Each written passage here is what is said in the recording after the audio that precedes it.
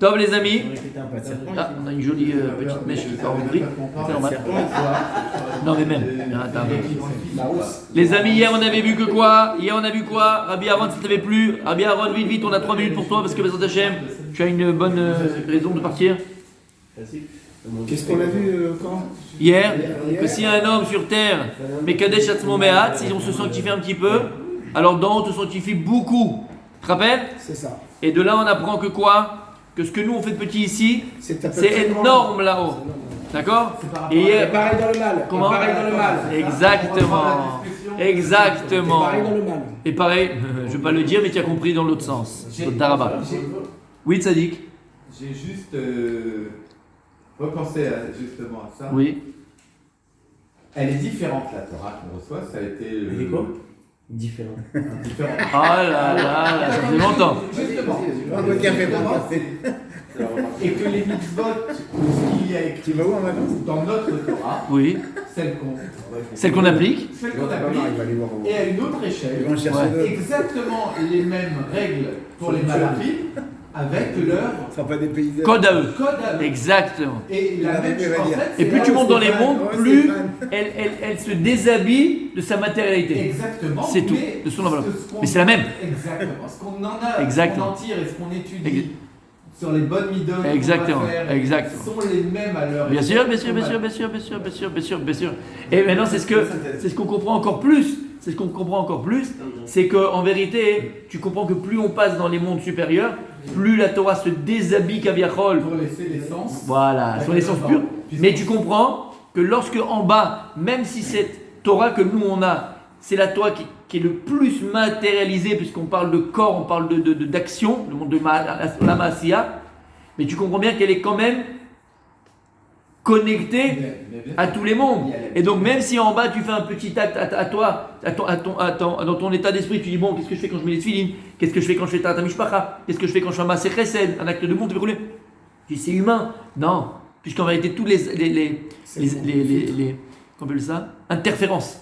Elle interfère dans tous les mondes. Ce que tu fais en bas, ça interfère. Chose, par exemple, que les mondes supérieurs ne peuvent pas faire. Parce qu'ils ne peuvent pas descendre plus bas. Donc eux, ils peuvent interférer uniquement dans leur monde à eux, mais pas plus. Alors que nous qui sommes le monde le plus bas, ben oui, puisque nous sommes... On fait remonter. Nous sommes... On est sûr qu'on est le monde le plus bas. On est sûr. Voilà. Non, on est sûr. Non, il a raison. C'est le monde le plus bas. Mais on est sûr, en tout cas... Imagine après, s'il y a plus bas... Khaled, où on va? On ne comprendrait pas la Torah de plus bas. Voilà, ouais, mais c'est vrai. C'est nos dimensionnel. C'est nos dimensions. Et il dit comme ça. Donc quand est-ce que la Torah, on avait dit, elle s'est matérialisée? On avait dit hier, à partir du moment où il y a eu la faute d'Adam Arishon et la faute du Régel. Et dit Ulkar, Amar Mekadesh Atzmo Lemata Me'at Mekashin Otom Lemala Arbe Blishio. Alors c'est ça que tu comprends bien. Ne méprise pas les mitzvot ou les actions que tu accomplis sur la terre. Tu pourrais même te dire, d'après cette explication-là, on est le monde le plus bas, le monde le plus matériel. Donc c'est insignifiant ce que l'on peut accomplir par rapport à ce que les anges ou d'autres mondes peuvent accomplir. C'est insignifiant. On est la plus petite, la plus basse créature, Kaviachol. On est la plus basse au niveau des mondes, on est aussi la plus grande. Pourquoi? Parce que nous sommes connectés, nous, à tous les mondes. Chose que eux ne sont pas. C'est aussi pourquoi on peut aussi comprendre. C'est vraiment une parenthèse, mais c'est cachot un petit peu au niveau de l'état d'esprit. Comment, c'est la chéla que beaucoup ont posé. Comment est-ce que c'est possible que nous, Bezrat Hashem, la dernière génération, j'ai la dernière génération, pourquoi? Par rapport à quoi? Par rapport à du Mashiach. Comment nous, qui sommes dans un état de halach lila, comme on peut s'imaginer, d'accord? Nous, on va faire venir Mashiach. Nous, on pourra faire venir. Mais en vérité, parce que nous, on est cachot à toutes les autres générations.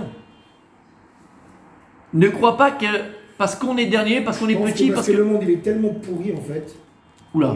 La génération où on est là, c'est tellement pourri et quand on fait un effort dans le bien, dans la Torah, dans les mitzvot, etc., ça prend une autre dimension et c'est ça qui va nous emmener magique. Et Maître, c'est ce qui a répondu qui? On va t'appeler comment? C'est ce qui a répondu qui? Le Harizal. Le Harizal, il répond. Appelez-moi Stéphane. Ouais, non, mais pour l'instant, on va t'appeler Harry. On va t'appeler Harry. Aaron Harry? Pourquoi pas? Stéphane Zal. Aaron Harry? Stéphane Zal. Ouais. quand son talmide, Rabbeinu Chaim Vital, Rabbeinu Chaim Vital est venu le voir, il lui a posé cette question-là. Il lui a dit, Rabbi, regarde, qu'est-ce que nous, nos actes, ils ont une portée devant Dieu. Ah, tu vas comparer nos actes à quoi? Rabbi Akiva, Rabbi Shimon Bar Yochai, quand on faisait des choses, ou avant, déroulé. Nous, je te parle de la génération du Harizal. Et il a répondu à Harizal exactement ce que tu as dit. Sache que dans notre génération à nous, c'est tellement difficile d'accomplir la Torah, les mitzvot, d'être quelqu'un de bien, que si on fait une petite maaseh, ça équivaut à toutes les maasim, ou un maaseh que Rabbi Akiva aurait pu faire à sa génération à lui. C'est ce que tu as dit.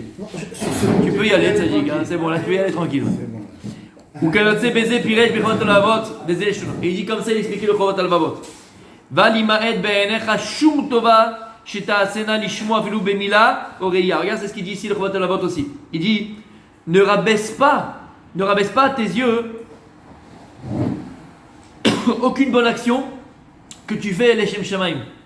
Par exemple, une bonne parole que tu vas avoir.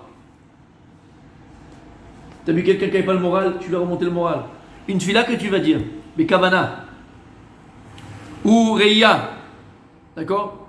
Qui a me'at mcha rabetzlo. Parce que ce qui est peu à tes yeux à toi, c'est énorme à ses yeux à lui. Mais tu sais que c'est extraordinaire ce qu'on est en train de dire. Je sais pas, t'es pas en train de bouillir à l'intérieur? Je boue. Non, dis-moi la vérité. Oh, t'as dit. Mais j'adore, évidemment. Mais non, mais c'est extraordinaire. Regarde la Kadosh regarde la bonté d'Hachem.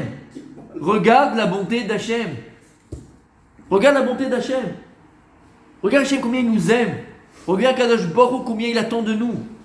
Il le sait que nous, nos actes, c'est matériel, c'est petit à nos yeux. Mais là-haut, c'est énorme. Là-haut, c'est une nouvelle dimension. Mais tu viens par 10. Je ne sais même pas par combien. Les 10 sur Les 10. Les reines Binyan Averot. Mais c'est aussi vrai. Et c'est aussi vrai dans l'autre sens. Je sais pas, ça redescend. Comme ça, il suffit de faire Shachaim. Parce que très souvent, qu'est-ce qu'on se dit quand on fait des erreurs ou des Averot? C'est pas grave. Bah, qu'est-ce que j'ai fait? Non, franchement, il y a combien il disait. C'est qui chantait cette chanson-là? 7 millions de trucs et de Chinois là. Dutronc, Jacques Dutronc. Et moi. Ah, ça va. Ouais, ça va, c'est pas parce que j'ai fait ceci ou j'ai fait cela, parce que j'ai volé un petit peu, parce que j'ai regardé un petit peu, parce que j'ai mal parlé un petit peu, ou j'ai mal pensé un petit peu, qu'est-ce que ça va faire? Non, mais mec, Hachem il regarde ce truc-là que je viens de faire maintenant. On dirait que c'est ce que je viens de faire. Ça va. C'est autour d'abord. Il dit Nefesh HaChaim, lorsque tu accomplis des mauvaises actions, mauvaises pensées, mauvaises paroles, tu détruis des mondes. Et il donne l'exemple. Nefesh HaChaim, il donne l'exemple. De qui? Du Titus. Titus Aracha, c'est lui qui a détruit le temple. Et il dit le Midrash, Titus, toi tu crois que tu as détruit le temple, toi tu as simplement détruit des pierres et du bois. Qui étaient déjà morts. Mais qui a détruit mon temple? C'est mon peuple, c'est mes enfants. Titus ne pouvait pas rentrer dans le Beth Amikdash. Impossible, Yefcha. D'ailleurs, comment c'est écrit dans Megillat Echa? Je sais pas qu'on le lit, moi ça me. C'est dur. C'est dur, Megillat Echa. Qu'est-ce qu'il y a écrit Megillat Echa? Velo eminu malche aretz. Lorsqu'ils ont entendu dans les informations, les JT, dans tous les pays du monde, Jérusalem est tombée, le peuple juif est parti en exil, lo eminu malche aretz. Donc c'était une fake news. Impossible. Non, mais c'est impossible. On a été la semaine dernière, on a des corbanotes, on a vu le. Ils savaient très bien que c'était impossible. Le Ham Israël était là. Par rapport à la nation, on était là. Là, ça veut dire quoi? Parce qu'on était le phare des nations. Les nations venaient à Jérusalem, on servait tous Dieu comme Mashiach, quand il y aura Mashiach. Tout le monde servait Dieu. Ils aimaient les corbanotes, on était au top. On était au top. Il y a écrit Velom et Minou Malché Arrête. Ils n'ont pas cru. C'est impossible. Combien ils ont essayé, mais pas. Ils essayaient même pas de venir sur Jérusalem. C'était pas possible. C'est écoutez bien, c'est que si Titus et les Romains ils ont eu dans l'esprit de pouvoir monter Jérusalem pour la détruire, c'est qu'on a permis que cette idée leur monte à la tête. Il dit à Kadosh Baruch Hu, t'as rien détruit Titus, espèce d'idiot. T'as déjà détruit quelque chose t'as détruit quelque chose qui était déjà détruit. Et c'est pour ça qu'on appelle Yerushalayim au pluriel.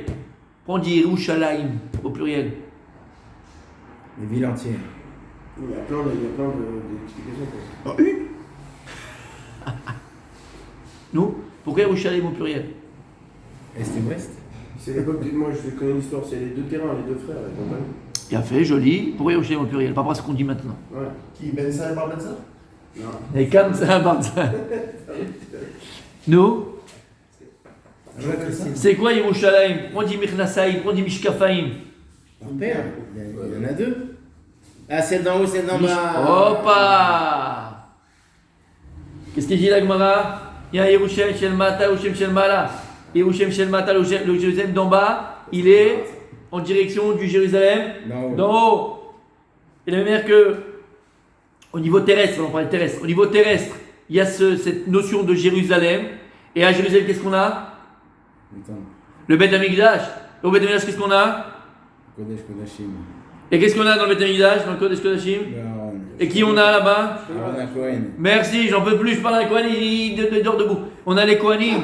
Et qui c'est le Kohen Gadol qui est là et qui sert à Kadosh Baruch Hu le jour de Kippour. La même manière ici au niveau terrestre, dans cette dimension terrestre, qu'on a le Yerushalayim, qu'on a le Beth Amikdash, qu'on a le Beth Kodesh, tu vois la dimension? Et qu'on a un homme qui est le Kohen Gadol qui est là et qui est le lien entre nous et Akadosh Baruch Hu, Yom Kippour entre autres, on a Yerushalayim Shel Ma'ala. Mais tu comprends bien que c'est pas une ville comme on connaît ici au niveau dimensionnel, mais c'est le même. C'est un miroir. Au niveau matériel, au niveau spirituel, c'est le miroir. Et là-bas, il y a un Beth Amikdash. Et là-bas, il y a un Beth Kodesh Kodashim. Et là-bas, il y a un Kohen Gadol. C'est qui le Kohen Gadol d'en haut? Je vous l'avais dit. Non. Je vous l'ai dit. Je vous l'ai dit. Question à 5 points. Non. Question à 5 points. Parce que je l'avais déjà dit ça. Non. C'est qui voulait les féliciter. Non. Ah là là. Aïe aïe aïe. Ouais. Il est trop Non. Yeshua. Non. Non. C'est un malach. Yosef. C'est un malach. Ah, Michael. Michael Sar Israël. Voilà. Michael Kohen Gadol, on l'appelle. Le Kohen Gadol d'en haut, c'est Michael Sar Israël. Donc tu vois encore ce parallèle de ce dimensionnel. Et on te dit quoi? Que tant que le Yerushalayim Shel Ma'ala il n'est pas détruit, vous ne pouvez pas détruire le Yerushalayim Shel Mata. Et tant que le Jérusalem d'en haut il n'est pas construit, on ne pourra pas reconstruire le Jérusalem d'en bas. Lorsque Mashiach il va venir, et qu'on pourra... le temple il va descendre.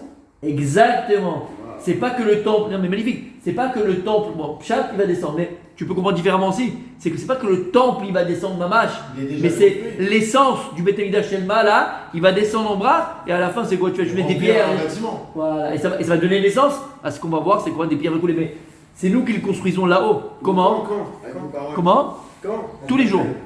Le fait que tu viens tous les matins, tu prends une demi-heure de ta journée, de ton travail, et que c'est un effort énorme pour toi, tu reconstruis le Beth Amikdash. Lorsqu'il y a un mariage, lorsqu'il y a un mariage, on dit que chaque mariage d'Israël, c'est une pierre de Jérusalem qui se reconstruit. Tu savais ça? Marabrachot, on l'a vu. Chaque mariage, c'est une pierre de Jérusalem. Kol Sassom et Kol Simcha, comme il y a écrit. Odi Shama Bar Yehuda. Encore, on réentendra à Yehuda. Yehuda, c'est quoi? C'est Yerushalayim. On réentendra Kol Sassom et Kol Simcha, Kol Khatan et Kol Kala. Chaque mariage qui se passe dans Israël, tu reconstruis une pierre de Jérusalem. À chaque fois que ta femme, à chaque fois que nos femmes, elles font très attention à ta mishpacha, elles font des efforts, tu reconstruis une pierre de Jérusalem. À chaque fois que tu prends du temps alors que tu dois aller travailler ou que tu dois revenir et t'es crevé et tu t'assois 5 minutes ou 10 minutes ou un quart d'heure avec ton fils ou avec ta fille pour étudier quel Mishnah t'as fait, qu'est-ce que t'as fait, qu'est-ce machin, tu fais attention à eux, qu'est-ce qui se passe? Tu reconstruis une pierre de Jérusalem. T'entends ce que je viens de te dire? Chaque villa que tu fais Bekavana, tu reconstruis une pierre de Jérusalem. Oh, on construit le temple. Il y aura des pierres manquantes alors. Ah bon, ça marche pas pour les verres. Pour les brochas, c'est ça. Oui, mais merde. T'es pas sérieux là? Hein? Je vois que tu me souris comme ça, tu reconstruis une pierre de Jérusalem. Ah ouais, c'est vrai. Je vois que tu souris, tu me remets le. Pour les kidouches.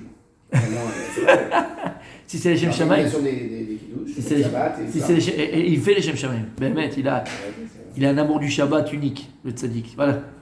Quand on honore le Shabbat, tu reconstruis une pierre de Jérusalem. Shamata, Yerushalayim Shel Ma'ala, Keneged, Yerushalayim Shel Mata. Donc, tout le principe de la vie terrestre, c'est celui-là. Prends conscience de ce que tu es. Prends conscience de la puissance de tes actes. Prends conscience de ce que tu es capable de construire. Mais attention, prends conscience aussi que tu peux, de la même manière que tu peux construire, tu peux détruire. Et en général, malheureusement, je pèse mes mots et je vais le dire quand même. Malheureusement, on a ça y est, une petite, comment on dit en français? On a un péché mignon à avoir ce réflexe de plus détruire que construire. Regarde ta journée, combien de paroles tu as sorti de ta bouche constructive et combien tu as sorti de ta bouche de paroles destructives. Si on fait le compte, je parle pour moi en tout cas, je pense que je verserai des larmes. Et quand je parle de destructive, c'est, je veux dire négative. D'accord? Ça peut être sur toi-même. Ça peut être sur ta vie, sur ce que tu fais, sur ton projet, sur n'importe quoi. Combien tu parles et tu détruis? Combien tu parles et tu détruis? La Shana vexée, rabaissée, blague pourrie, et j'en passe des vertes et des pas mûres. Corrigé. Oui ou non? Alors prends conscience de ton potentiel, Sadiq. Prends conscience de ton potentiel. Et chacun d'entre nous, il doit comprendre. Parce que tu peux dire, bon ok, ben moi je construis pas, moi je détruis pas, moi je suis pas dans les... Non. On est chacun, comme il a dit Rabbi Michael, je crois que c'était hier, ou avant-hier, on fait tous partie d'un seul et même maillon. Une chaîne. Les maillons, le maillon du même chaîne, pardon. Du même chaîne. Et personne peut te remplacer. Quand on te dit t'es irremplaçable, t'es irremplaçable. Et tu sais quand est-ce que Dieu nous l'a montré qu'on était irremplaçable? Quand le chic dans les prés fleurissent. Pardon?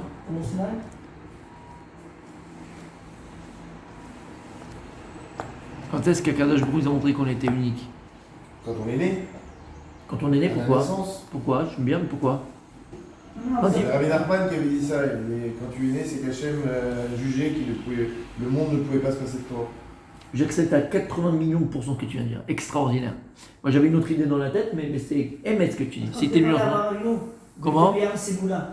Am Ségoula, d'accord. Maintenant que toi. Am Ségoula, c'est le Am. Que toi, t'es unique. À Pessah, quand il est passé très joli.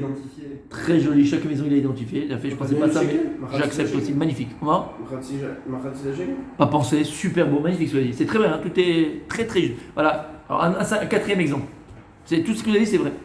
Moi, ce que Shekel donné, donc chacun est important. On a besoin de chacun. Il a fait. Très vrai. Et un autre exemple, plus beau du Ram Israël. C'est quoi la question?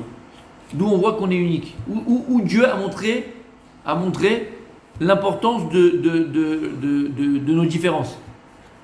Ah, c'est pas fait exprès, c'est lourd. Et que nos individualités sont importantes pour Hachem. Et que personne ne peut te remplacer. Mais ce que tu as dit, c'est vrai. Hein, j'aurais pu donner cet exemple, mais je pense à autre chose. Je réfléchis à ce que vous avez dit, qui est très vrai les trois. Pourquoi il n'a pas donné un seul enfant à Yaakov Avinu? Ça aurait été plus simple. Il n'a pas donné 18 enfants à Abraham, pas 18 enfants à Isaac, d'accord? 12 tribus. Pourquoi 12 tribus? Et dans le désert, comment elle campait? Chacun avec son étendard, chacun dans sa position. Il ne se mélangeait pas. Chacun, il était dans sa place. Il était interdit de se mélanger ou de changer ou d'inverser. Comment? Ils étaient tous différents, mais ils allaient tous dans le même sens. Voilà, ils étaient tous autour du Mishkan. Mais qu'est-ce qu'il a fait à Kadosh Baruch Hu en donnant à chacun sa place? Qu'est-ce qu'il aura? Nous en donnant la place à chacun. Pourquoi? Parce que quand tu donnes une place à quelque chose, qu'est-ce que tu lui donnes? Son importance. D'accord. Quand est-ce qu'Akadosh Baruch Hu il a montré l'importance de l'individualité? Que chacun a un travail à accomplir qui est unique à lui. Pourquoi Dieu n'a pas fait une seule tribu qui va tout faire? Non, il y a 12 tribus. La tribu d'Yehuda, c'est pas Zvouloun. Zvouloun, c'est pas Issachar. Issachar, c'est pas Dan. Et quand est-ce que l'âme Israël a été mitavé? On dit, écrit, le Midrash dit qu'ils ont été mitavé. Mitavim, les Galim. C'est quoi mitavim? Ils ont été. On espère, on attend. Mitavé, plus que ça. Désir, voilà. Ils désiraient. Ils ont attendu que Dieu il donne les étendards. Quand? Le matin de Torah. Parce que le matin de Torah dit le Midrash, Akadosh Baruch Hu, il a ouvert tous les cieux. D'ailleurs, ils ont entendu les deux premières de Dieu lui-même. Et là, quand Dieu il a ouvert tous les cieux, l'âme Israël, qu'est-ce qu'ils ont vu? Ils ont vu les autres mondes. Ils ont vu les autres mondes. Ils ont vu les autres mondes. Et dans les autres mondes, ils ont vu les malachim. Que les malachim, les anges, ils sont au katot. C'est quoi katot? Par groupe. Et chaque groupe de malach, il a son étendard, il a son machin, il a son drapeau. Quand ils ont vu ça, Itavou les Galim, il a écrit. Itavou les Galim. Akadosh Baruch Hu, il a dit, alors je vais vous donner à vous aussi les Galim. Mais en donnant ça, qu'est-ce qu'il a fait Akadosh Baruch Hu? Chacun sa place. Il dit le Midrash, il a montré son amour pour le peuple juif et pour chacun particulièrement. C'est comme un enfant. Voilà, tu as 5 enfants, 6 enfants, 12 enfants, 10 enfants, d'accord, chacun avec combien d'enfants, d'accord. Bien sûr qu'au niveau clali, les enfants, ils savent très bien que les parents les aiment. On est tous d'accord. Moi, je sais très bien que mes parents m'aimaient et tout le monde, on sait très bien que nos parents nous aiment. Mais c'est pas suffisant. Parce que ça, c'est naturel. C'est naturel. D'accord ? Tu mets au monde un enfant, les parents ils aiment les enfants se sentent aimés par les parents. C'est naturel. D'accord ? Ce qu'il faut arriver à créer avec son enfant, c'est un amour particulier. Et tu le vois. D'accord ? On le retrouve encore plus, de manière encore plus vraie avec les grands-parents. Regardez. Ouais. Regarde les petits-enfants. En général, chaque petit-enfant, tu dis non, mais moi avec papy c'était différent. On avait un truc avec mon papy, d'accord ou pas ? Avec les petits-enfants, c'est différent. Parce que les grands-parents savent encore mieux faire que les parents. Parce qu'ils savent aimer chacun de leurs petits-enfants de manière différente. Et ils leur montrent. Parce qu'ils sont détachés des compétences matérielles, ils ont fait. Voilà. Non, ils ont pris que le rasa. Bien sûr. Nous, on a du mal à le faire. Et les grands-parents le font encore mieux que nous. Très importante. Les grands-parents ne sont pas là pour l'éducation. Exactement, c'est pour l'amour. Que pour le fun. Exactement. Mais les grands-parents donnent cet amour particulier à l'enfant, d'accord ? Et bien on doit faire ça avec nos enfants. Pas simplement aimer nos enfants comme on aime tous nos enfants, mais voir dans chacun sa particularité et montrer un amour particulier à chacun des enfants. Pas aimer un plus que l'autre, mais un amour différent. Et lorsque l'enfant se sent aimé profondément pour ce qu'il est, alors il se sent aimé de manière particulière par ses parents. Il sait que nos parents, ils aiment tout le monde, mais ils sont aimés particulièrement. Et c'est ce que Dieu il a fait. Comment tu fais ça comme un chef ? C'est un capital, ça. Pour la vie. T'es d'accord avec moi ? T'en as assez blindé. C'est fini. Toi, t'es blindé. Quelqu'un qui a reçu cet amour particulier de ses parents, il est blindé pour toute la vie. Tout à fait. Pour toute la vie. Quoi qu'il peut lui arriver, n'importe quelle épreuve qu'il peut vivre, rien ne peut l'atteindre. Même les profs mauvais qui vont lui parler ou des gens mauvais, rien ne peut l'atteindre. Il a eu l'amour de ses parents particulier, pas l'amour normal, l'amour particulier. Vous avez compris ce que je veux dire ? Et ça, nous on a pris, exactement. Et nous on a pris ça d'Hachem. Akadosh Baruch Hu lui-même, lorsqu'il a donné les Galim à Israël, il a écrit, il leur a montré un amour particulier à chacun. Pour dire, tu sais, Reuven, ok, il y a Yehuda, je les aime, bien sûr, je les aime, mais Reuven, j'ai besoin de toi. On forme une équipe, j'ai besoin de toi. Personne ne peut te remplacer, Reuven. Issachar, j'ai besoin de toi. J'ai besoin de ta Torah, j'ai besoin de Zvouloun, j'ai besoin de toi. Et là, c'est la Brad Yaakov, exactement. T'as compris ? Ok, on termine juste là ce qu'il dit. Vechem binyan averot, d'accord, Hachem ben. Vechem piret betikuni binyan anikudot, les mata nirim ktanim, les mala mirim, les en tachlit. Il dit, c'est exactement le même principe que des points, que milemala mirim, en haut, ils brillent, d'accord, les mata nirim ktanim, en bas, on les voit tout petits. Lorsqu'ils sont en haut, en réalité, c'est des grosses planètes. Quand tu vois d'en bas, tu dis, oh, c'est tout petit, ça va, c'est pas. En fait, c'est quoi ? C'est énorme, c'est immense, c'est géant, c'est infini. Alors, Bezrat Hashem, prendre conscience de nos actes, l'effort que vous faites de venir encore une fois, et tu viens à Mincha, et tu viens à Arvit, et tu dis, bien sûr, c'est Shulchan Aruch. Tu vas pas avoir une médaille particulière pour ça. Mais il y en a qui le font pas. Et il y en a qui vont te se donner des tiroutim et des machins, et tu auras toujours des raisons pour ne pas le faire. Et lorsque Béhémet, tu le fais, les Shem Shem, tu fais l'effort, et tu as compris pourquoi ? Parce que tu grandis de cela. Toi, ta femme, tes enfants, tu grandis de cela. C'est la plus grande bracha, c'est celle-là. On cherche des ségoulottes, d'accord ? Tu vas aller voir Baba Intel, et Baba Orom, et Baba. D'accord ? Cherche des ségoulottes. Tu vas lire de ségoulottes, qu'est-ce que je peux faire ? Mais la plus gratos, je vous la donne. Sans payer en plus. La plus belle des ségoulottes, c'est laquelle, Rabbi Julien ? Donnez. Là, il va le dire. Normalement, s'il a suivi ce que je dis, normalement, si tu ne le dis pas, 2 heures de colle. C'est bien. T'as le temps Il a pas la colle. On cherche tous des ségoulottes pour réussir dans la femme pour réussir avec les enfants, pour réussir machin, pour. La Torah. Étudier, il a dit étudier. Il a dit étudier. Oui, mais c'est. La plus grande ségoula. Non, il a gagné ses 5 points. Ségoula. Non, mais. T'as gagné tes 5 points. La plus grande ségoula. Par rapport à ce que j'ai dit, tu viens à la tefila, tu fais ta tefila, tu pars, tu dis, tu fais. Avancer. À la prochaine, toujours en priorité. La Kviut. D'ailleurs, plus sérieux dans ce qu'on fait. Rav Dessler a fait partir son fils. Qu'est-ce qu'il a vu ? Qu'est-ce qu'il a vu ? Et qu'est-ce qu'il a vu pour se dire c'est bon, tout va bien ? Qu'est-ce qu'il a vu ? Il a vu que même quand il n'était pas là, il continuait à faire les mitzvot. Et qu'est-ce qu'il a vu ? Il a vu sa chambre. Et qu'est-ce qu'il a vu dans sa chambre ? Le lit bien fait. Et donc qu'est-ce qu'il a vu ? Le lit bien fait. Qu'est-ce qu'il a dit ? Il a fait la plus grande ségoula pour réussir sa vie, c'est laquelle ? C'est être Besséder. C'est la plus grande ségoula. C'est quoi de Besséder? Avoir un Seder. Si tu es dans le Seder, tu te lèves, tu vas t'attirer, tu étudies, tu retournes, tu vas travailler, tu sors avec ta femme, tu respectes ta femme te respecte, tu es les enfants, tu t'occupes. Ah, t'as Besséder! Azakol Besséder! Ne cherche pas d'aller à droite. C'est tout. C'est simple. Hein? Quoi? C'est simple. Mais ça nous paraît très compliqué. À demain.